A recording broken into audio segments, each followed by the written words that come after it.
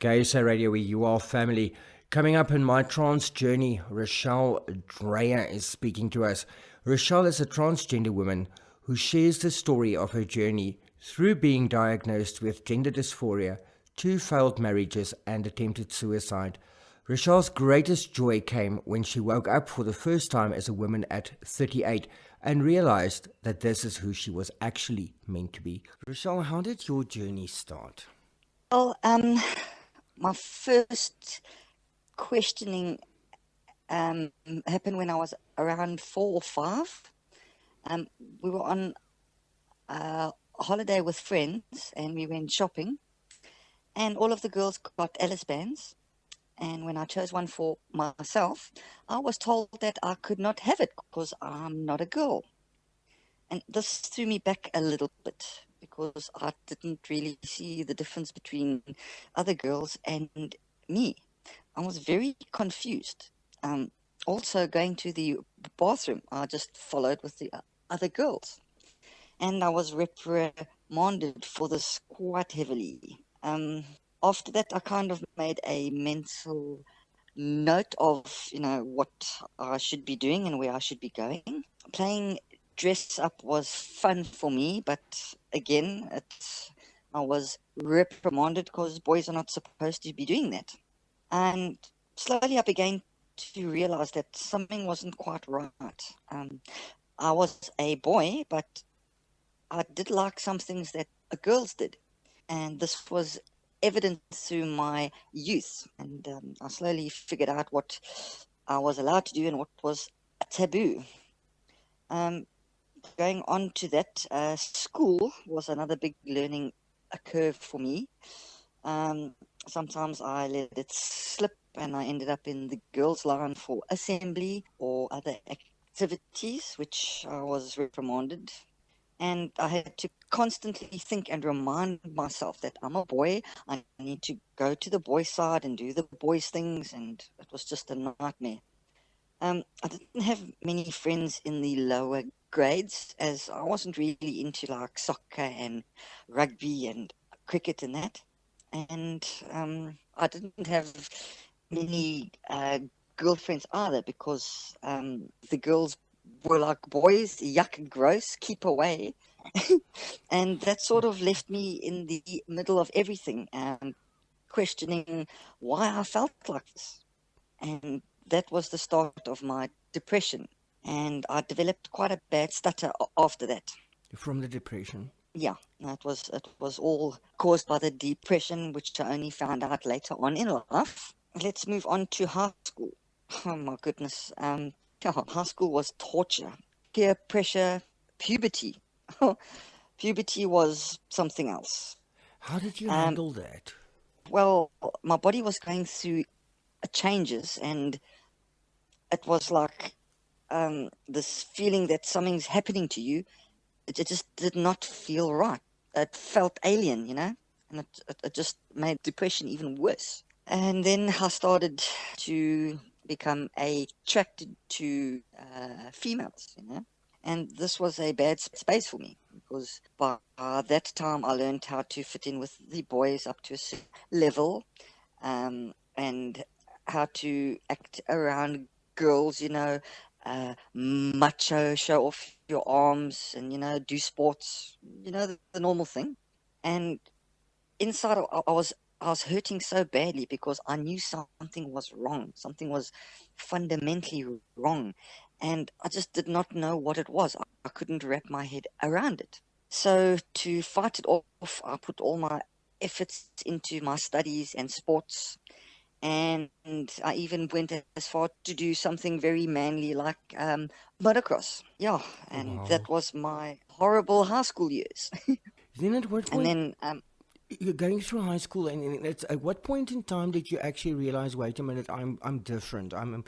I'm completely different than anybody else around me. Well, at that stage, I knew that from about standard 4 that, something was wrong and I was a little bit different.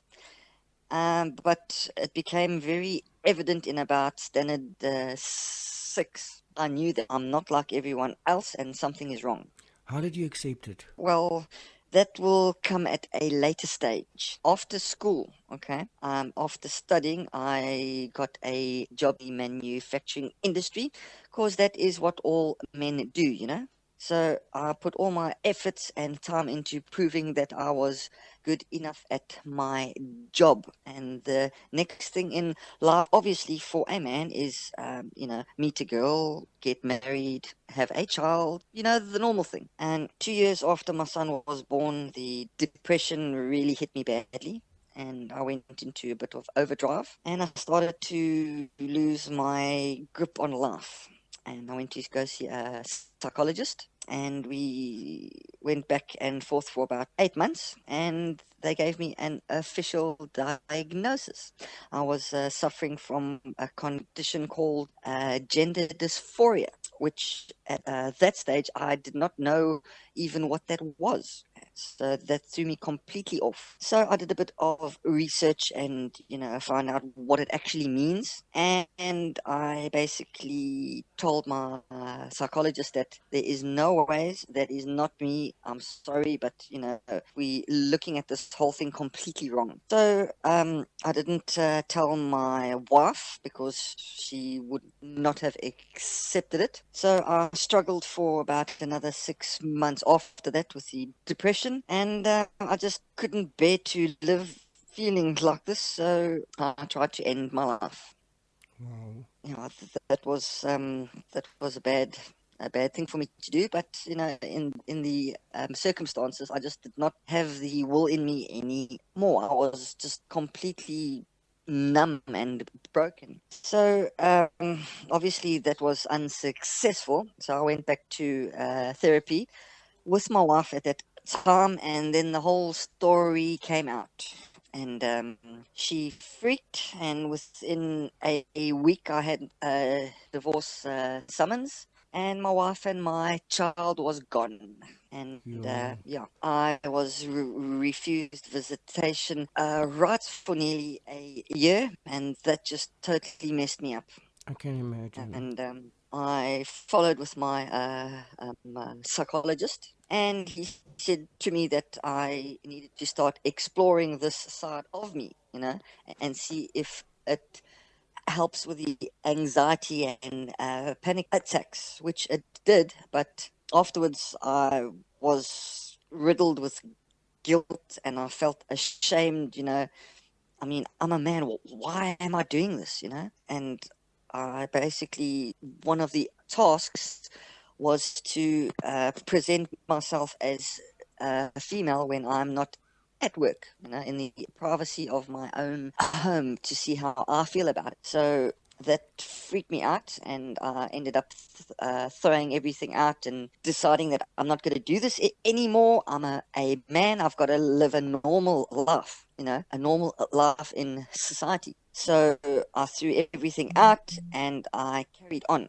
And time passed again, and I met another girl, and I got married, and I had a daughter, and I bought a house. And basically, I had everything any man could ever want. Everything. But depression and panic attacks returned, and the anxiety. So I thought, no, you know what? This is getting a bit crazy. So I went back to therapy to try and fix this. I mean, there has to be some sort of cure for it, So I went to my therapist, and my wife came with me.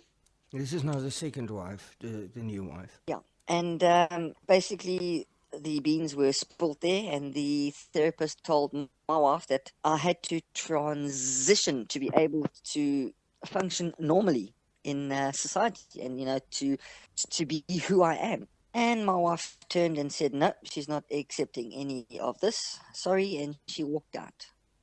Oh my word. And after that, things just went downhill. My body started to shut down due to stress and lack of sleep. And then I found out that my wife has been cheating on me for the last 4 years. Oh boy. And 2 days after that, my father had a stroke. And yeah, basically put that together. It was more than I could handle.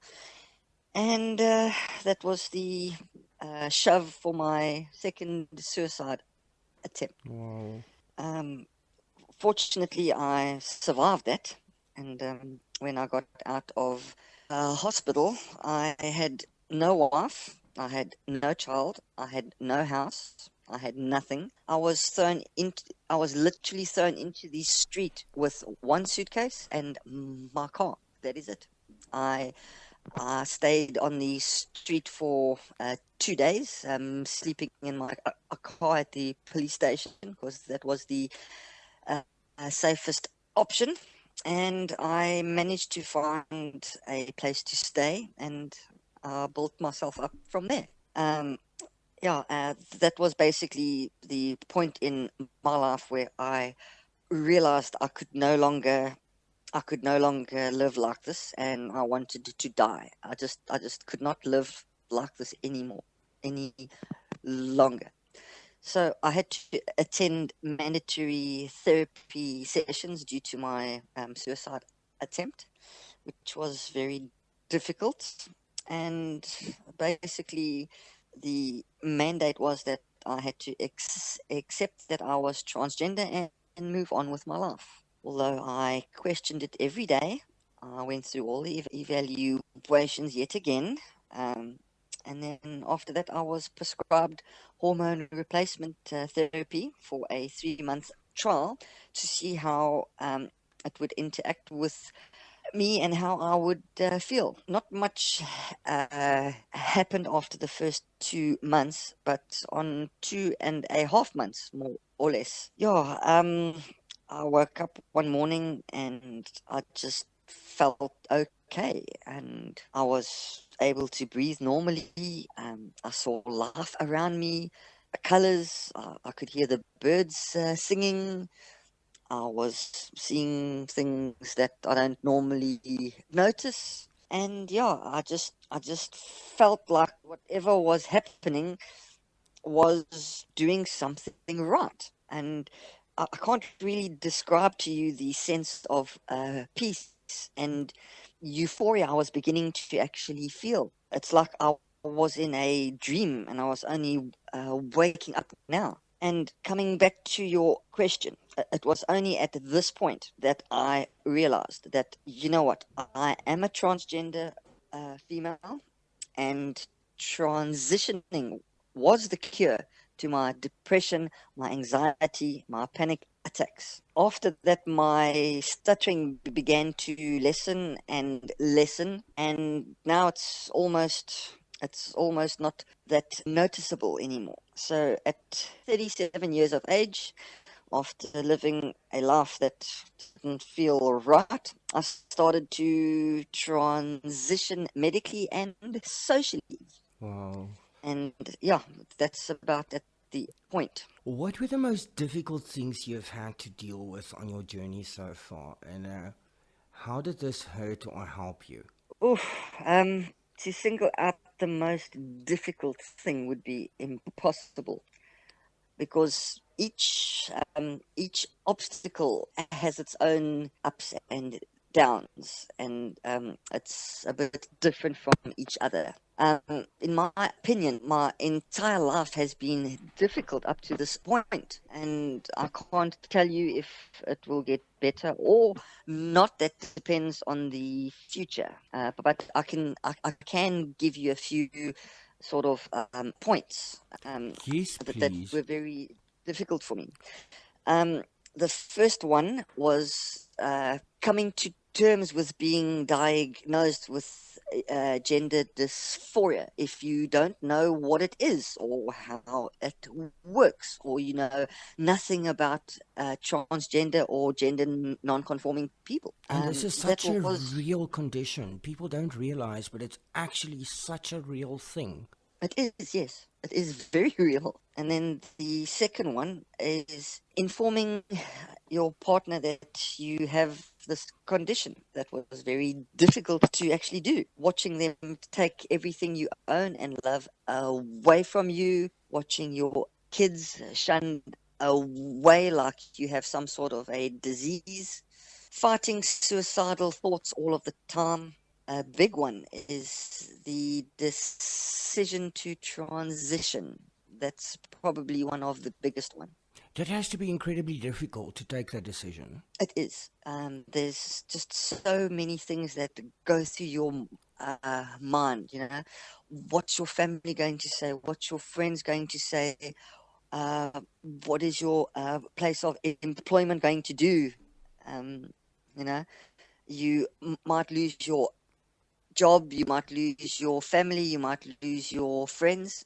It's a very, it's really something big to think about before you decide to transition. Taking my first dose of hormones and not knowing what's going to change, or you know what's going to happen to you, coming out to friends and family, having family tell you that you are dead to them, transitioning at work and socially, dealing with transphobic and non-supporting people. And there's my favorite point: public humiliation in the beginning of transition. That is just plain horrible. Those are just some of the difficulties. Each of them is equally hard to deal with in their own way. Coming to terms and accepting that you have gender dysphoria was the most difficult thing for me to do, because I was raised old school. Being anything other than normal, you know, was just something that was taboo. Not knowing anything about transgender or gender non-conforming people made it even worse. It's like you have this sick alien disease that very few people have heard of, and there is no cure except you trying to live life as this deformed person with this mental illness. It's just the worst thing in the world to do to yourself, or to see anyone actually go through that. Only once I started doing research on what transgender actually was, and I met my first transgendered person, my eyes began to see things in a little bit of a different light. That all of these strange people with this so-called sick alien disease are actually normal, good, kind, functioning people. And that was quite a big helping hand, because there are transgendered people all over the place, and they function pretty normally in society, you know. Starting HRT, if I can open that up a little bit, Yes, is please. it's very difficult, as you don't know how your mind and your body are going to react, and obviously the dangers of taking cross hormone and medication, like the risk of stroke, liver and kidney damage, thrombosis. It's scary. It's really scary knowing that you are putting this medication into your body, and you know the side effects that you know you might get, but you're willing to take that risk, because it's either that or you end up in the grave anyway. So once the medication starts kicking in, it's like the fog in your mind sort of opens up, and you start seeing things clearly. And oh wow, I tell you, it's just something unreal. It's probably the best feeling ever. Feeling that, you know, something's going on and something's going right, and it's beginning to feel right. And of course, I've heard with the hormones, the emotional roller coaster you go on with the treatments is also something that you can't describe to anybody. Yeah, put it to you this way. 1 minute you want to rip someone's head off and throw it against the wall, and 5 minutes later you're just laughing for no apparent reason, and a little bit later on you crying your eyes out, you know, just something so small. It's really an emotional roller coaster. It's yeah. If you look back, what would you say was your darkest hour? My darkest hour. Yeah. My darkest hour was probably when my second wife threw me out, and I was on the street with nothing, no place to go, no friends to support me. That was basically rock bottom. I mean, That was that in about itself, my darkest. I think that in itself, it's an experience that unless you've been through it, you can't describe to anybody what you're going through at that point in time. Yeah, no. You would rather cut your arms off to get rid of the pain that you are feeling at that moment. It's probably one of the most painful experiences I've ever had in my life. You've gone through a lot of pain and you've gone through a lot of hurt. On this journey, have there been people who have been supportive to you in any way? I have had in the beginning stages. The only support I had was from my therapist, because everyone else sort of kicked me to one side because I was so-called mentally unstable, and I had this disease. But after I interacted with a few people and explained, that I am transgender and this is what transgender is, and this is how to fix it, and this is how you interact with someone like me. And the main problem there is people are not educated and they are not aware of gender dysphoria and transgendered people. Your family, immediate family, how did they react? Were there support from them? Well, when I came out to them, they basically were so shocked that they didn't know what to say to me, and no, they were not supportive at all. I did come out to two of my friends, and the one supported me for a while, and then once the changes became evident, they sort of backed off. And I still have a friend that has been with me through my transition, and he has been an absolute pillar of support. So this has been a very lonely journey. It is very lonely. It's very isolated. It basically gives you a lot of time to think about everything, and that is the worst thing to actually do, is have time on your hands while you are going through this, because it brings up a lot of negative thoughts. So if you are transitioning, it's good to have a support system, whether it be family or friends, or just someone who you can go and see and speak to.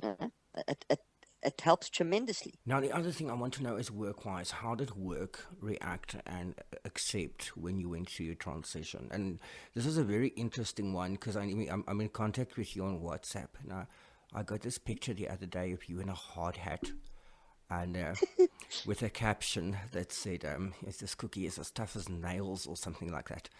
And it made me smile. You in the manufacturing business, you said? Yes, I am. It is probably one of the most manly industries that one can be in. Yeah. And there you are. How did they accept it? How did they deal with it? How did you deal with it? Okay. Well, let me tell you a little bit about the background. Okay. I have been working for the company for 21 years. So I basically have been there from a young age. In March 2017, I got the go-ahead to start HRT. On the 15th of April 2017, I took my first dose of HRT. And the 22nd of July, I decided, you know what? This is me. This is who I am.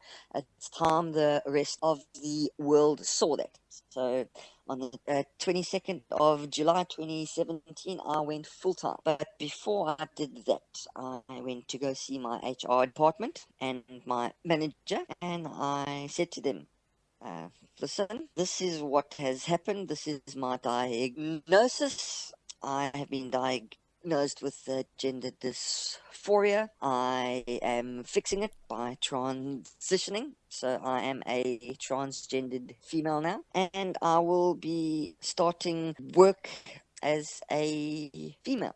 Yeah, this threw them back a little bit I can because imagine. they have been dealing with me for 20 years. So, I mean, it was quite a shock for them. So I said to them, okay, so this is what we need to do, and this is how we are going to do it. And I need my the documents changed to my preferred name, and yeah, let's get the ball going. And my colleagues were a little bit blown away. But I slowly started to grow my hair out, and I started coming to work with eyeliner on, and then that progressed to a bit of mascara, and small changes over a period of a time, just to get everyone used to the idea. And yeah, one morning I just woke up and I decided, right, today is the day I'm going full time and full makeup and hair done. And there we go. Off I went. And I've never looked back. That's just such a happy story. Yeah. It by no means was it easy. No, I can imagine. Not easy at all, because being the first person to do this at my company, there's no procedures, no one knows how to deal with you. So it was a big learning curve for myself and for them as well. And I'm pleased to announce that I have just finished submitting a transgender employment and transitioning a policy to our company. And Wow. if that gets approved, it will become a standard not only for all of the branches in South Africa, but internationally as well. Wow, congratulations on that one. Thank you very much. It's not just the hard hat that's making her a tough cookie. She is. I am tough. I mean, if You you have to have been through be. what I have been through, you either fold or you become as tough as nails. You are incredibly brave. You are a very, very brave, unique, amazing soul. Thank you. Rochelle, how far are you on your journey at the moment? Tell us how you are kind of today coping with things and what plans you have for the future. Okay, basically, I am living full time, and I am fitting into society quite normally. I have applied for my gender marker change and my name change at the Department of Home Affairs. That was done in November 2017, and I'm still waiting for the Department of Home Affairs to process my documentation, which is an absolute nightmare. I've heard that could be challenging. It is very challenging, because if I want to do anything, I have to use my old identity documents. And I was at the bank the other day. I needed to do some changes, and they asked me for my ID book. And of And course, you don't look like the ID book anymore. no, the lady behind the counter said, "I'm sorry, ma'am, but we are going to need your ID book." So yeah, that it's a bit of a challenge. That I regard myself as a female now, and I'd like to begin to have surgeries done.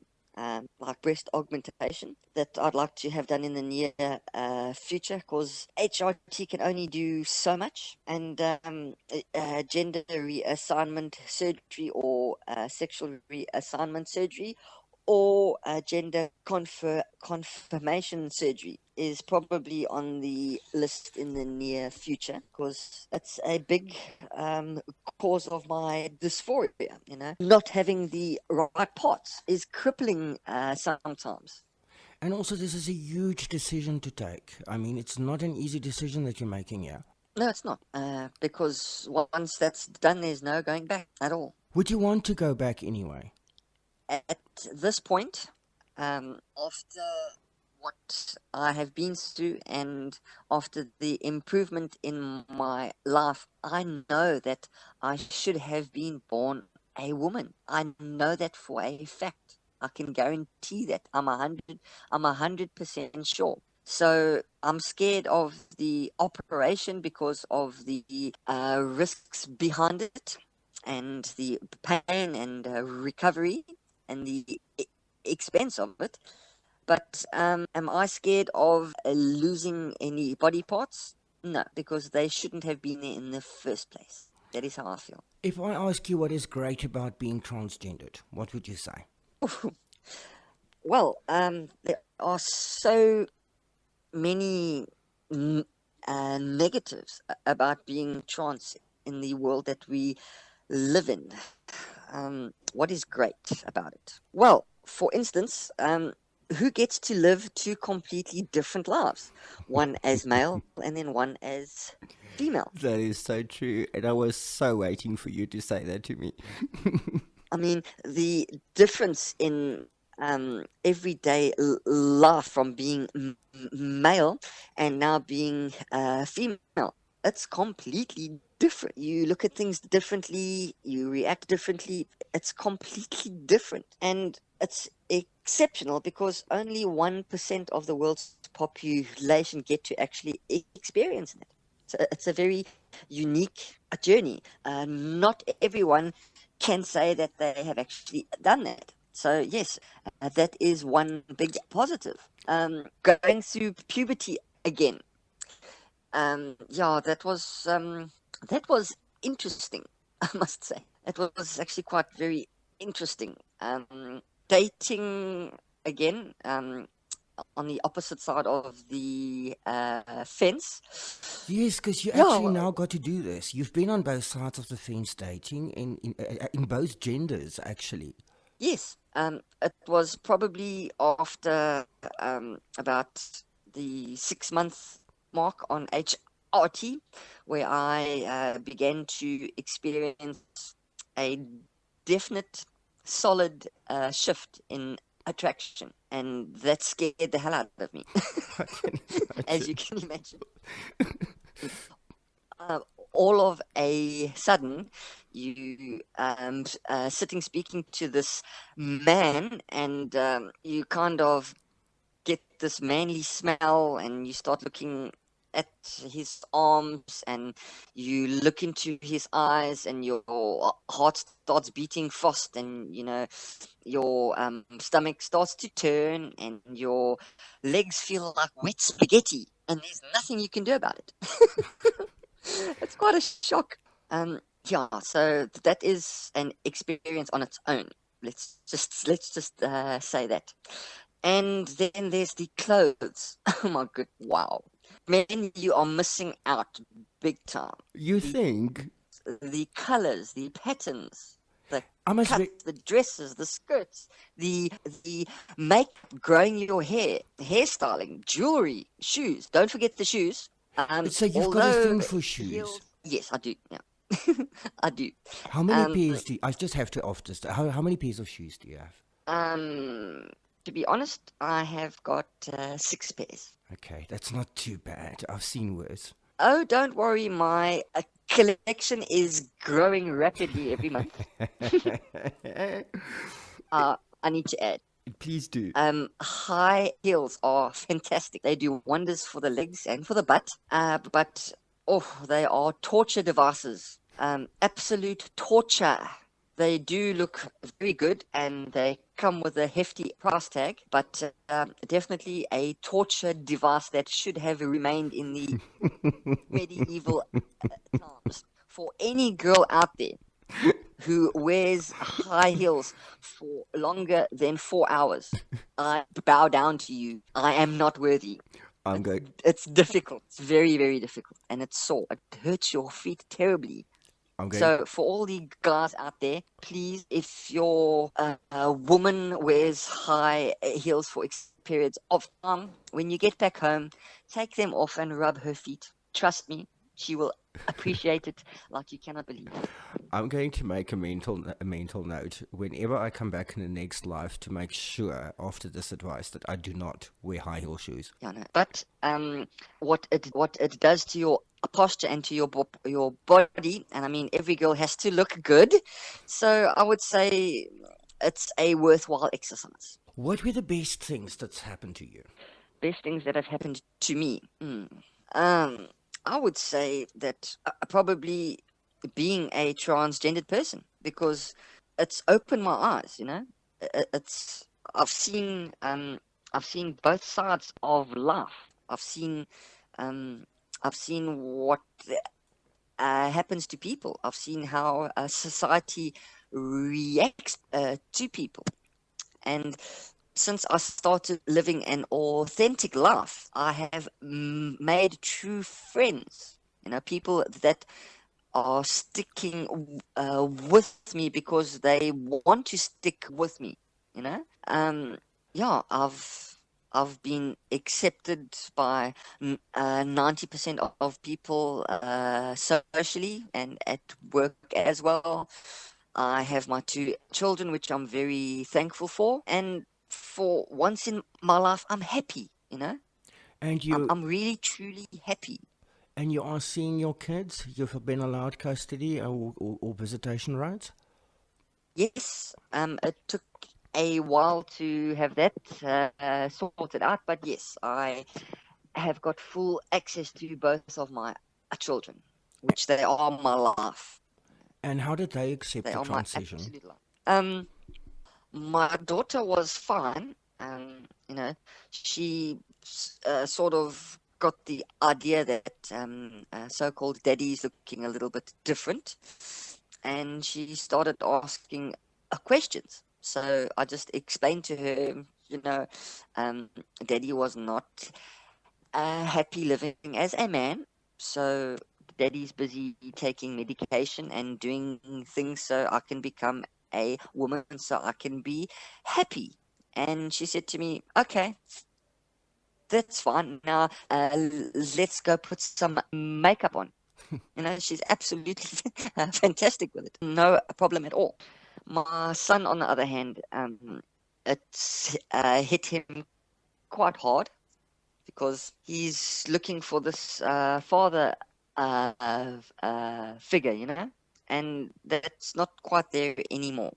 And it's quite painful for him because he wants a dad and he wants to do things with his dad. But I keep on explaining to him that, what, I am still your father. I'm the same person. We can still do all of those things together. But every every time I see him, I can see, it affects him a bit. So yeah, I think lastly, what I want to know is what has being trans taught you, and how have you grown during this journey?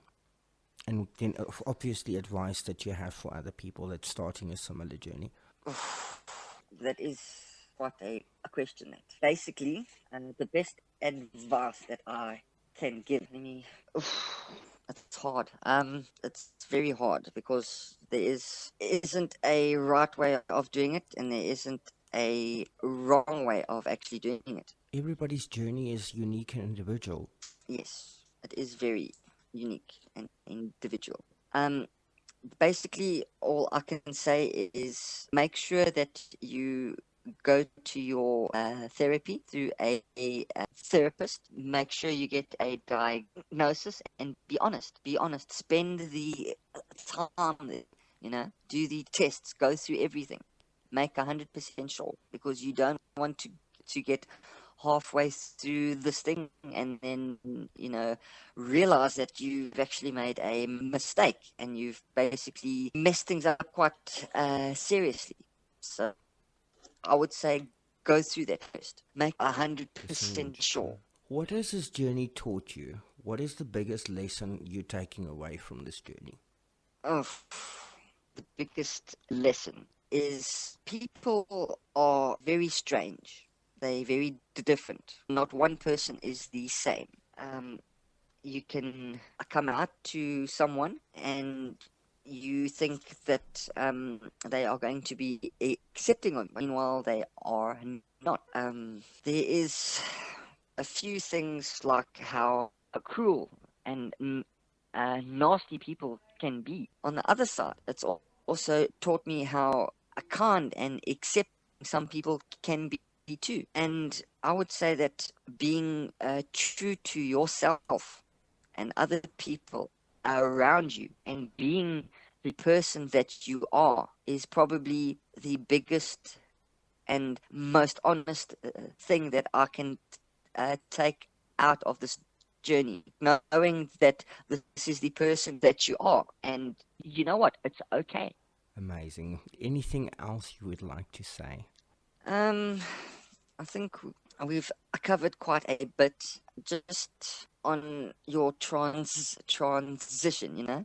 Don't do it alone. I I mean, think you've that's got incredibly important, is that you need to have that support. yes, you do need to have that support because you get days where you are completely broken and it's dangerous, and you know you get suicidal thoughts, and if there's no one there to pull you out, then you're in a bit of trouble. I know. I have been there. Not fun. Go on Facebook. Um, there is a transgender awareness campaign of South Africa. There's a lot of videos and information over there. Um, look out for support groups. YouTube is and was one of the vital things in my transition from day one, because there's many other people like me out there that have documented their transition, and they talk about every stage from day one onwards, the good points, the bad points, what to look out for, how to do makeup, how to transition into society. It's a platform with so much information, and every single second of it is valid, and it helps. It's a really good platform to learn. I have my YouTube channel as well, and I've been documenting my transition from day one. And through that, I have helped so many people already. Rochelle, thank you so much. You have been an absolute pleasure to talk to. Thank you very much. And I'm sure we're going to be talking a lot still. That would be fantastic. Thank you. Great. Gay SA Radio, we are family. I'm Rian, and that was Rochelle Dreyer telling us about her transition on her journey as a transgendered person.